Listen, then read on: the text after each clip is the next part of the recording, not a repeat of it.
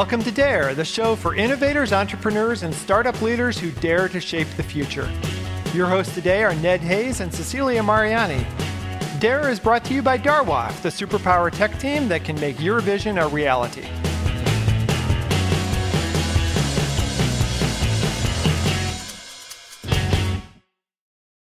Hey, today we have a different perspective on business. We often think of companies as being driven by tech product vision and unique IP.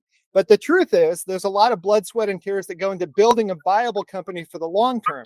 So this month on the Dare podcast, we're covering some of the sometimes considered less sexy parts of building a business.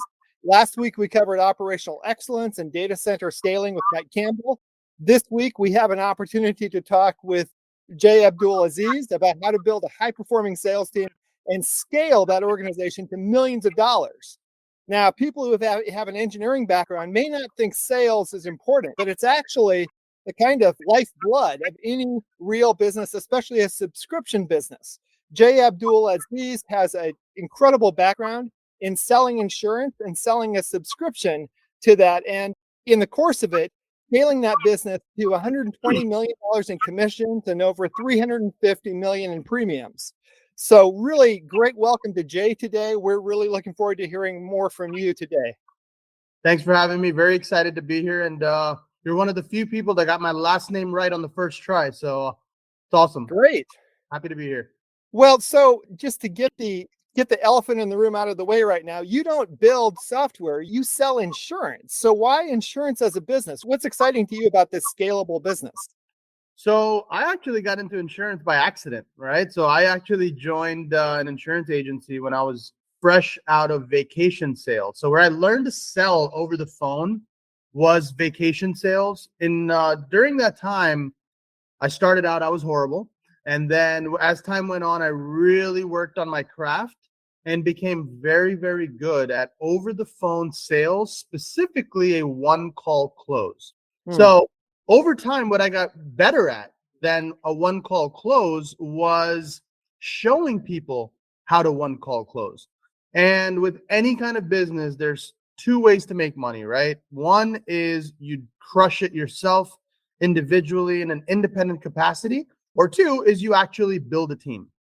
And what I figured out was I can build a team, I can scale a team. I got into insurance, and insurance just happened to be the lucky, vertical that I got into. And I will say this, that as time went on, I really fell in love with insurance, mainly because it's a need, not a want.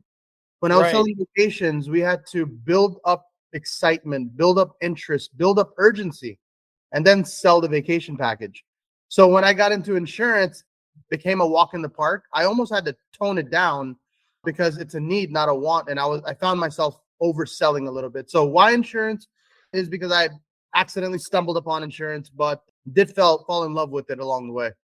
Right. The business and sales principles are pretty much the same. I mean, from the software perspective, because I know a lot of listeners come from the software world, you can think of insurance as just a service. It's another type of SaaS business, only it has some legal underpinnings that make it incredibly important for businesses and for individuals, right? Absolutely.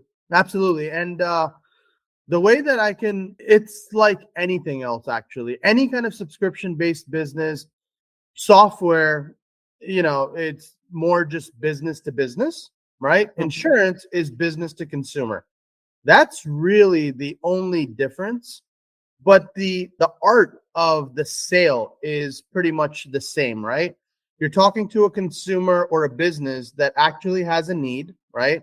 A lot of these businesses have the need for a software. Everyone in business is in a race. The race is how do we convert the fastest, or it's a race to speed, right? So when you're selling a software, any kind of technology, the goal is to provide a tool or solution that will get the business to perform a task faster, right? And with insurance, we're talking to a consumer that actually has a need. The way they're similar is, to me, a sale kind of looks like a triangle, right? So in the beginning phases of this triangle, you're doing a lot of needs analysis. You're trying to figure out, in the insurance world, you're trying to figure out, do you have insurance now? How much do you pay monthly? Who's the carrier you're with? What's your monthly premium? What are the most important aspects of your health insurance to you? Similarly, in a software sale, I'm sure, I've been sold software, right? So I get asked questions like, who are your consumers now? How do you submit your sales now? And you kind of go through that discovery phase. Once you're going through the discovery phase, now you're equipped with all the tools necessary to figure out how you're going to angle your presentation. Just like insurance, I'm sure software is way more complicated where you can go in a million different directions. But once you ask the right pre-qualifying questions, now you know which angle you're going to go with, right? So for insurance, if a customer tells me that the most important thing to them is a dental plan, I'm not going to go off ranting about their vision plan or their hearing product. I'm going to actually angle my presentation to talk about all the benefits for the dental, right? So it's similar in that fashion. And then as you go up this triangle, you're closing in. There's a point in time at the peak of the triangle where the customer is hot and ready. And, you have to pull the trigger because life happens. If you don't pull the trigger, life will happen. Businesses, especially, like I have the attention span of a peanut. I know that. So if you pitch me a product and I'm off the phone with you, unless I really, really need it and I'm looking for you and going to follow back up with you, if you don't have my attention or close me on that first call, or at least like give me a reason to get up back on a call with you, I'm probably going to forget. Insurance is very similar. You want to get to that peak of the triangle and then figure out, how you're going to enroll the customer. So very Just to relate that back to the software world, I've heard startup leaders over and over spell out the product features they think are important instead of actually listening to what the customer wants. So like you talked about dental, but I've heard customers say stability is job one for me. I need to have this up all the time. I actually don't care about the features. And then the startup founder goes off to sell other features. It's like, dude, just talk about stability. Do you have 99.9% uptime? Sell that. That's what you have. That's what will get them to that peak, because you want to get them to the point where they need that. Not that they think that might be nice, they might want it. No, they need it, right? Well, you know what? I have something awesome for your audience then. If you go to onecallclosesale.com, that's all spelled out, lowercase, one word, onecallclosesale.com. You could download a free PDF that I've designed. It's a 9-page quick read on the art of a one-call close. And I think that your listeners will find that very helpful. Fantastic. Now, you've done more about structure in your business than I've heard from a lot of people. So like I've read some of your work that you have 4 kind of core pillars for a successful business. You want to spell out those pillars for us? Sure. So we provide a full agency in a box. So anyone that's listening that might be in the insurance world, we're an FMO for both Obamacare and for final expense. So what we do is provide what we call an agency in a box. And the insurance business stands on 4 pillars. 1, lead generation. Number 2 is sales processes. Number 3 is recruiting agents, sales agents. And number 4 is retention. So that sounds like any other business, sounds like a software, any kind of subscription business. Retention is the most important piece. And so is your lead generation. So we provide an agency in a box. We're an FMO that not only provides the highest contract levels, but we also have our own internal agencies that produce final expense insurance, produce Obamacare insurance. So we're able to copy and paste our internal agency success onto a new startup that might want to get into the business, or an existing agency that just wants to scale their existing business. Right. So one thing that I sometimes hear from startup founders and engineers is that engineering software requires a rigorous process. And there's all sorts of names for that: Kanban, Scrum, etc. But sales is just calling a bunch of people. There's no process around it, which I think is kind of wrong-headed. So could you speak to why a process is important in sales? Oh my God. So sales is an art, right? It's not engineering. It's a science, right? So if you're thinking from that perspective, from an engineering perspective, and that's how you think about things, you're probably never going to put together a solid process for sales. You have to have processes in place, just like anything else. I call it the assembly line, right? Like, I mean, we have an assembly line process. And the way that we have that is when we bring people on, we want to give everybody doses of how to get good at one thing and then move on to the next and then on to the next. So I'll give you a quick example. So our processes, our assembly line process is sort of, we have our fronters, who are guys that simply have to get in contact with somebody and they have to pre-qualify that customer. We give them all targets and benchmarks that they have to hit. You have to hit a certain number of calls a day. You have to have a certain number of conversions per day. You have to talk to X amount of people per day. And out of those people, you have to transfer X amount of people per day, right? So we train them. We get their mindset on hitting their targets. And then we have our junior closers. So our junior closers now will take a transfer from a pre-qualifier. And by the way, those are guys that have graduated from pre-qualifying, right? So now they're junior closers. Junior closers will take that call and further the presentation.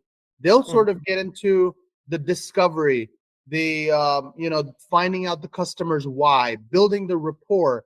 They're basically finding out the discovery, and they're investigators, right? They're trying to figure out the customer situation. Then they'll take that call and transfer it over to now the closer. Closer has been a fronter before, has been a junior closer before. Now he's a closer. So now he's going to go ahead and take all that information, re-verify it, and then the triangle, they're going to go for the close once they're at the peak. And then that call goes over to our verifiers, who are going to now place the deal, verify it, finish off the sale. And we have that sort of like a factory, kind of just assembly line system, right? So it doesn't matter what your system looks like, because I'm sure that there's a different kind of system for everyone.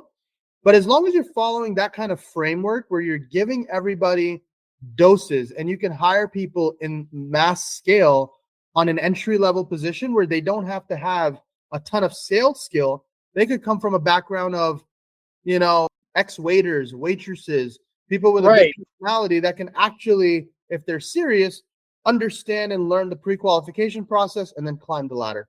Right. I've hired sales team members who don't come from a sales team background. And sometimes they're better than people who have been doing it for 10 years because they don't have their old system in mind already. They're willing to learn a new system. They're willing to learn a new way of approaching customers, and they're eager and interested in it. So finding people who are eager and interested and passionate, that's job number one. You can train them on the details, right? Oh yeah, absolutely. Yeah, no, for sure. The number one thing is finding the right mindset. And, I'll leave you with a thought as well, as far as the people. I heard you say that a lot of people have these different kind of processes. Well, the key is reporting, scripts and reporting, right? So if you have a script for everyone and their position that works, and you have to kind of tweak these scripts, then you're going to hit your average numbers, right? You have law of averages, and you're going to hit your average numbers. And reporting is key, and reporting metrics on all different aspects. So we record from the pre-qualifier, again, how many calls are they making per day? How many of those calls are turning into 2-minute calls? How many of those 2-minute calls turn into a real conversation? How many of those are actually being transferred? Then we've got our junior closer. How many calls are they taking? How many of those are converting into a presentation? So metrics for every single thing. So the numbers will tell you more of a story than a person will. So you could talk to somebody and say, hey, your numbers are down this week. What's going on? They could tell you whatever story you want. But guess what? When you look at the numbers, it'll tell you the real story, right? So it's just proper tracking and proper processes and scripts. So processes, that's what it's all about. That's where the money is. It's the system, right? Anybody that watches sports, when you hear about the Bill Belichick system, it's his system. It's, you could throw any quarterback in that system, right? Based on like what the speculation about that is, you could throw any quarterback, you could throw any receiver, any running back. Once they're in that Bill Belichick system, it just works properly. So in the system that we've created, we could take mediocre people and turn them into superstars. So yes, it's all about the system and the processes. If you have that down pat, then you just need someone with the right mindset and it makes magic. Right, right. So that's the initial getting a customer interested, closing them, signing the deal. But as we all know, with any SaaS system, any subscription based model, retention is key. If you sign somebody up and then they drop, 20 days later, your revenue flies out the door. So, how do you retain customers? What are your recommended best practices there? So for one is you have to do it all starts with in my opinion, it all starts with the lead generation, right? Mhm. Especially in the insurance world, because we are offering, for example, Obamacare insurance, final expense. We're not the only ones out there. There's a ton of people out there doing the same thing. So for us, number one is lead generation. Are we buying leads from a third party that's going to go ahead and sell that same lead to someone else? Right. Yeah. So that's for us, but it all starts with the lead generation. Then it starts with doing the proper fact finding and building the proper rapport. Once you have rapport with your client and you've done the proper fact finding, you're going to go ahead and sell them the correct product, right? And if you're coming from the software world, you're going to identify, is this customer right for my product, right? Once you've discovered that and the customer actually enrolls, the next steps are to actually follow up and make sure that everything is working for the client. So having a follow-up process for us, not only do we contact them via phone, but we also hit them with text messages, with emails, with a lot of "did you know about your plan?" And then we contact them after their effectuation. If it's Obamacare, we're like, "Hey, did you find a doctor that a lot of people sort of forget and side table it, but when you call them and remind them, "Hey, I'm still here. I'm here to help," and they're like, "Oh my God, thank you so much. Like, I didn't even have time for this." We help them schedule their doctor visits. We help Mhm. them, so it's the follow-up process and making sure everything is working as expected, making sure that the customer doesn't need anything. I think that follow-up it takes, it's a very small price to pay for long-term retention. Right, right. I think businesses who don't have a person that you can call or an email that you can reach out to, their retention is much lower than businesses who actually can have that personal touch. And also businesses that build a good knowledge base, that build a good system to follow up and track customer activity and remind them about the benefits that they're getting, that also adds to retention, right? Yeah, and not just that. I totally agree with you. Besides, I mean, I'm a buyer of software because Mhm. obviously, like, to scale our business, we need technology, we need software. The way I remember some of my guys that we do business with during the holiday times, during my birthday, they send handwritten cards. They'll send, they last year, I mean, they didn't even send anything crazy. One of the software companies sent me a mug and sent me a USB drive. I still have it on my desk. And You see it every day, huh? I see it every day. And so like little things like that make a big difference. And it's good to keep in communication with your customers through handwritten notes or a small gift that they can remember you by. Absolutely. I sent various people I'm working with just a free coupon for a cup of coffee at the end of the year, just to say, hey, I'm not sending you a Christmas card. I'm just sending you, a Starbucks coupon. And I was amazed at how many people reached back and said, hey, that was really thoughtful. I need this. Like, I need this today, this week. That's really helpful. In contrast to your holiday cards that might just go in the garbage or they might never think of you again. So, doing something that's actually valuable for your customer, giving them something of value, reminds them that you provide long term value to them. Yeah, absolutely. And I wouldn't underestimate the handwritten cards. They probably do go in the garbage, but law of averages, you're going to have that small percentage of people that are going to actually read that, appreciate it, and same thing, reach out and say, "Oh my God, you're awesome. Thank you." Right. So I would do Right. all of the above. Especially in the age of AI, if you can do something that, like you said, is handwritten, is personal, Yep. it is from a real human being to another real human being, you're adding respect to your relationship. Exactly. You send a postcard with the picture of your family and it makes it all real. And it's just, all right, this is my guy. This is who I go for when it comes to final expense, when it comes to Obamacare. And look at his family. Look, Mary, look, he sent us a postcard. I think it goes a long way. And then when you call, they remember the postcard. They remember that you sent them that handwritten mail and they're like, oh my God, you sent that to me, a few months ago. Yeah, yeah. So keeping that relationship through that kind of communication, calling them, I think that is the difference between guys that have great retention and people that Yeah. are just sales focused and don't really worry about the back end. Right. Yeah. So you provided a lot of insight there. You've also built businesses that can actually scale. And so you've talked about hiring people, but you've also franchised your business, right? It's a franchise kind of model. I don't think it's not technically a franchise. There's no FDD per Okay. se, but it's a franchise kind of model, right? Where we kind of copy paste our entire model. A lot of our downlines, it takes a lot of the thinking out of it. We provide them with a pro forma. We tell them what the investment is, how you're going to make money, how soon you're going to make money. Just follow our processes. We got everything for you. So yes, it is a franchise kind of model, but not exactly a franchise technically.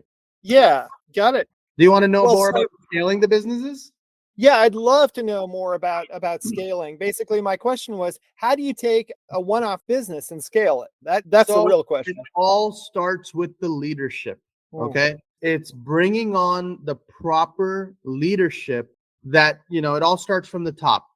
And I truly believe if you have a solid sales leader, right? I mean, when I think of people, I think of entry level, I think of team leader, assistant manager, manager, director, and then we get into like C-suite executives and then leader, right?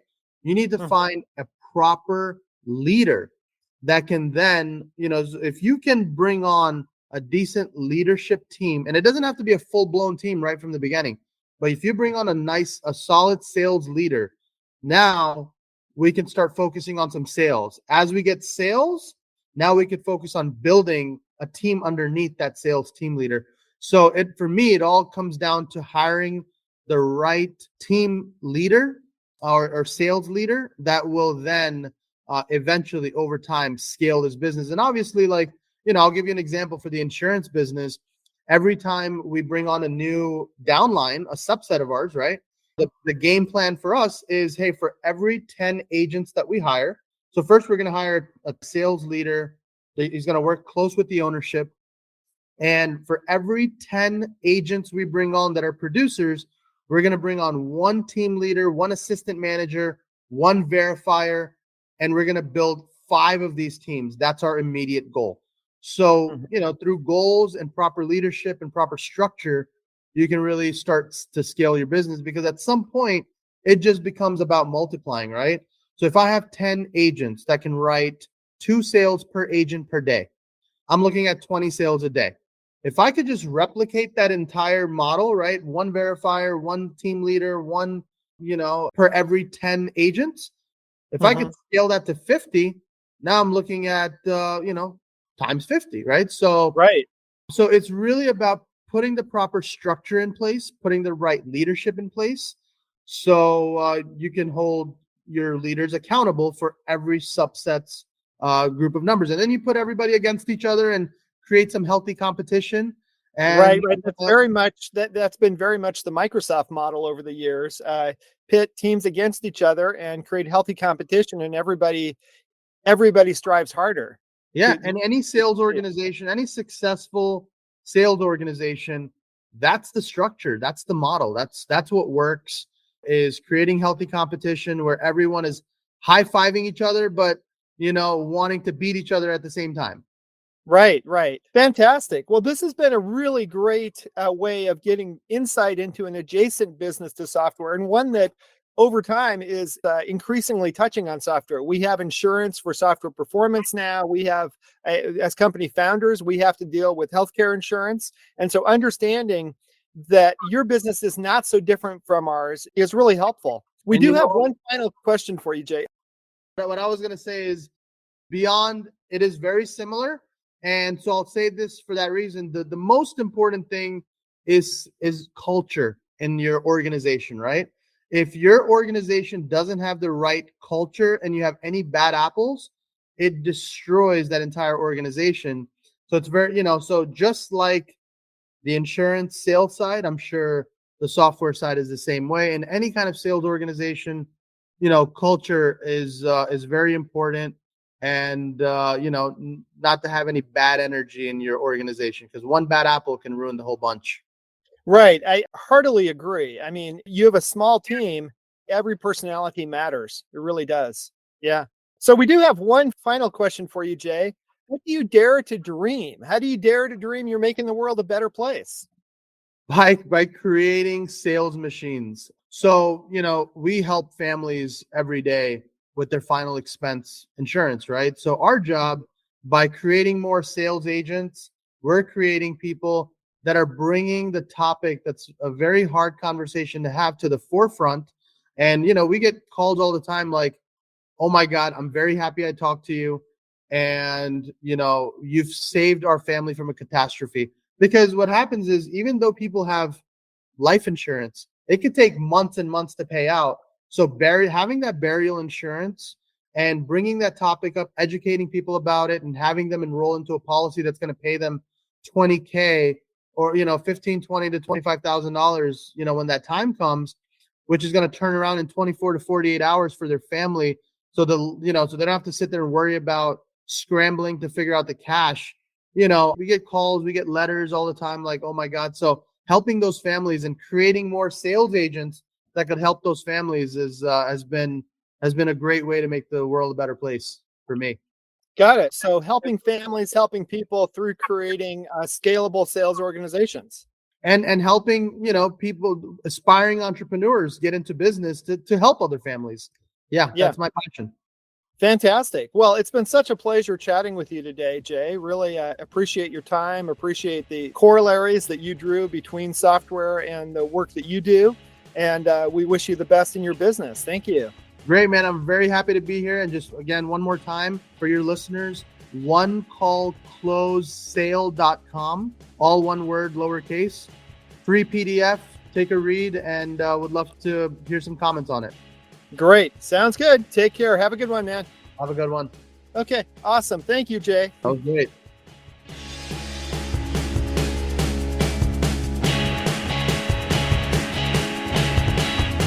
Thanks to our guests today for their great insights on Dare, the podcast for innovators, entrepreneurs, and startup leaders.